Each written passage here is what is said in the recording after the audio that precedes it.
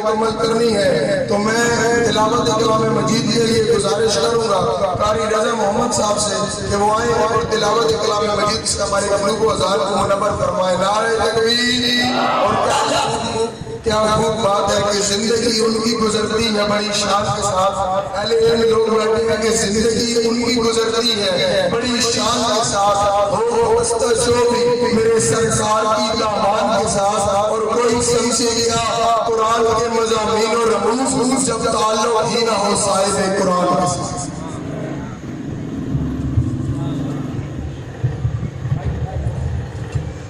أعوذ بالله من الشيطان الرجيم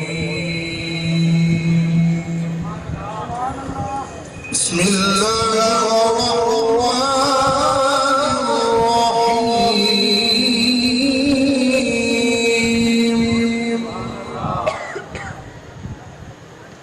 الرحيم